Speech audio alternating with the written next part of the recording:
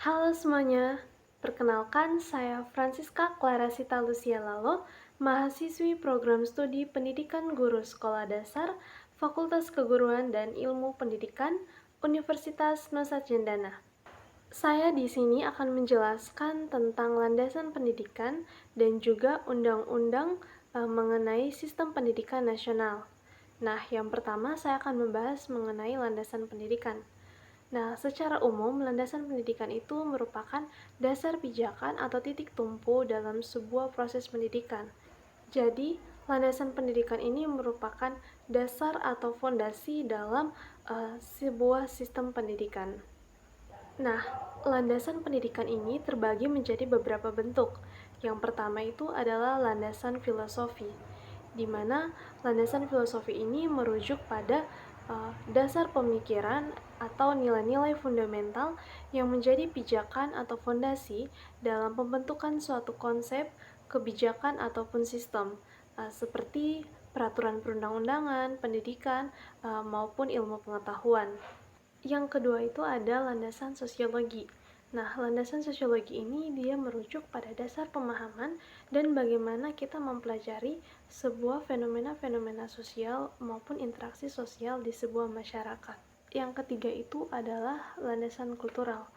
Nah, landasan kultural ini dia merupakan dasar pendidikan yang bersumber dari nilai-nilai, adat istiadat, dan tradisi suatu bangsa yang telah mengakar kuat dalam sebuah kebudayaan masyarakat. Nah, di sini dia bertujuan untuk melestarikan, mengembangkan, serta mewariskan kebudayaan tersebut kepada generasi penerus melalui pendidikan. Yang keempat itu ada landasan psikologi. Nah, landasan psikologi ini dia lebih berfokus kepada bagaimana mempelajari sikap dan perilaku dari seseorang.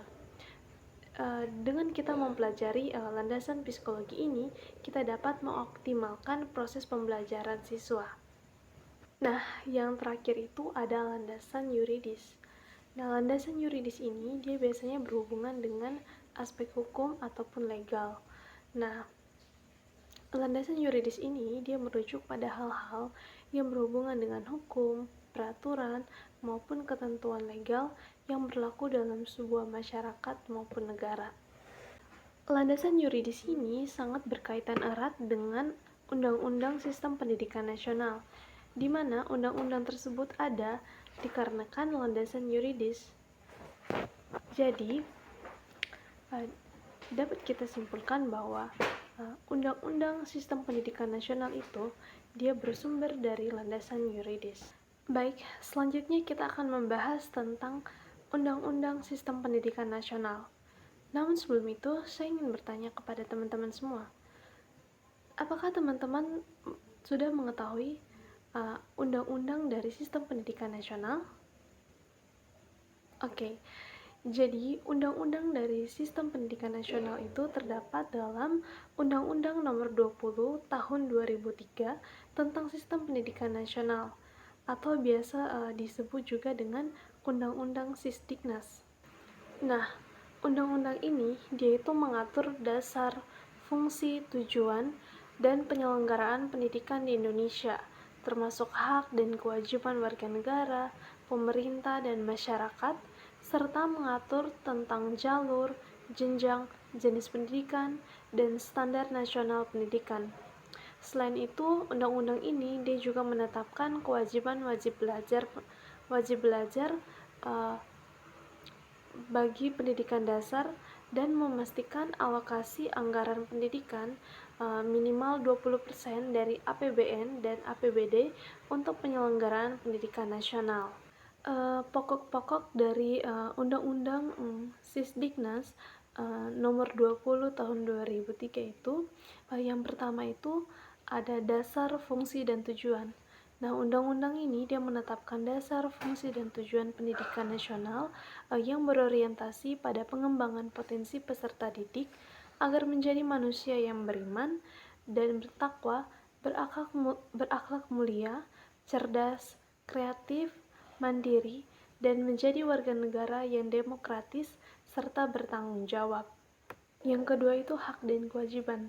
Nah, hak dan kewajiban ini dibagi menjadi 3. Ada hak dan kewajiban warga negara, pemerintah, dan orang tua. Nah, yang pertama itu dari warga negara. Nah, warga negara itu memiliki hak yang sama untuk memperoleh pendidikan bermutu dan wajib mengikuti pendidikan dasar selama 6 tahun. Yang kedua itu dari pemerintah, bertanggung jawab untuk menyelenggarakan suatu sistem pendidikan nasional dan membiayai wajib belajar pendidikan dasar.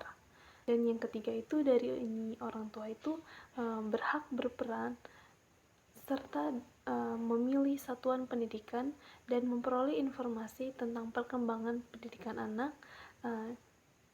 dan juga wajib memberikan pendidikan dasar kepada anaknya.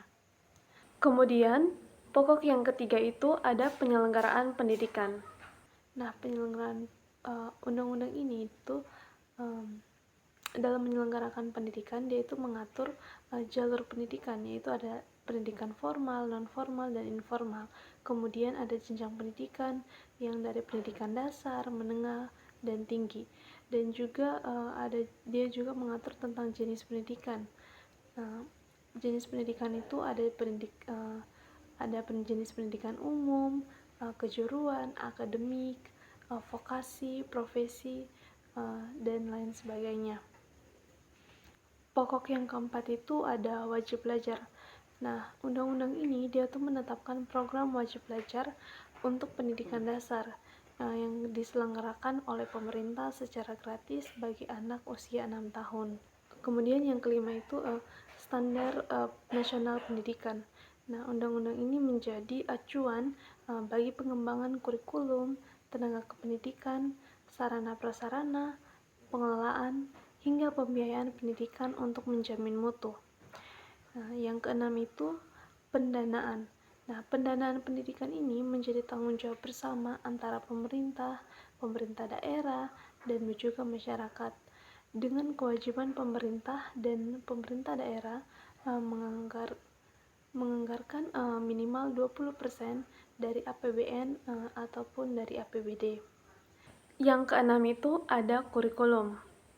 Nah, undang-undang ini dia tuh mendefinisikan kurikulum sebagai seperangkat rencana dan juga pengaturan mengenai tujuan, isi, dan bahan pelajaran serta cara yang digunakan dalam proses pembelajaran. Baik, salah satu contoh pasal yang dapat saya ambil dalam Undang-Undang Sisdiknas nomor 20 tahun 2003 tentang pendidikan nasional itu. Sistem pendidikan nasional itu terdapat pada bab 8 pasal 34 tentang wajib belajar. Di sini terdapat 4 ayat di mana ayat pertamanya itu menyebutkan bahwa setiap warga negara yang berusia 6 tahun dapat mengikuti program wajib belajar. Yang kedua, pemerintah dan pemerintah daerah menjamin terselenggaranya wajib belajar minimal pada jenjang pendidikan dasar tanpa memungut biaya.